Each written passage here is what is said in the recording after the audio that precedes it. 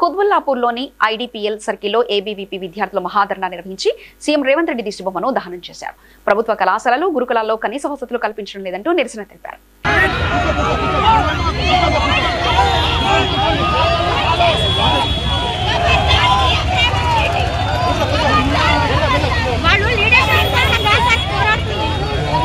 అందరికీ నమస్తే. నాగేష్, ఏబీవీపీ.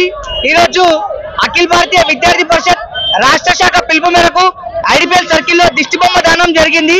మన తెలంగాణ రాష్ట్రంలో మనం చూసుకున్నట్లయితే ప్రభుత్వం ఏర్పడి సంవత్సరం కానొస్తున్నా ఎక్కడున్న విద్యార్థుల సమస్యలు అక్కడ ఉన్నాయి. గత రాష్ట్రంలో చూసుకున్నట్లయితే దాదాపు 20 మంది హాస్టల్లో చదువుతున్న పిల్లలు చనిపోయారు. ఇప్పుడు చూసుకున్న ప్రభుత్వం, కాంగ్రెస్ ప్రభుత్వం హయాంలో దాదాపు 49 మంది విద్యార్థులు హాస్టల్లో ఫుడ్ పాయిజన్ జరిగి ఆత్మహత్య చేసుకోవడం, కొన్ని కారణాల వల్ల విద్యార్థులు మరణించడం జరుగుతుంది. అటు ప్రైవేట్ లో కానీ ఇటు గవర్నమెంట్ లో కానీ విద్యార్థులు తరచుగా ఆత్మహత్యలు ఎందుకు చేసుకుంటున్నారు?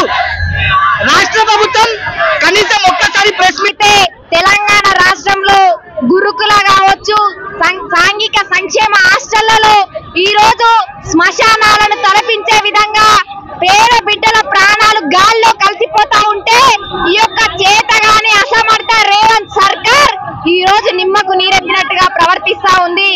గత సంవత్సరం నుంచి చూసుకుంటే దాదాపు 48 మంది విద్యార్థులు ప్రాణాలు కోల్పోయారు. 38 సార్లు ఫుడ్ పాయిజన్ కి ఫుడ్ పెడుతున్నారు. ఈ యొక్క ప్రభుత్వానికి ఏమైనా సోయుందా?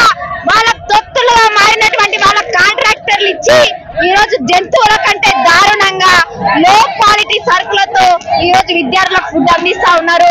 పౌష్టిక ఆహారం దేవుడెరుగు గాని విషపూరితమైన ఆహారాన్ని ఈ రోజు పేద బిడ్డలకు పెడుతూ వాళ్ళ ప్రాణాలని చేతులారా తీసుకుంటున్నటువంటి ఘనత ఈ యొక్క ప్రభుత్వానిది. మీ ఆత్మహత్యలు కాదు, ముమ్మాటికి ప్రభుత్వ హత్యలు అని చెప్పేసి ఏబీవీపీ యొక్క ప్రభుత్వాన్ని హెచ్చరిస్తా ఉంది. ఇకనైనా ఈ ప్రభుత్వం సోయి తెచ్చుకొని వెంటనే జరిగినటువంటి ఆత్మహత్యలు కావచ్చు. Please like and share, subscribe to BCN Telugu News. Please like, share and subscribe to BCN Telugu News.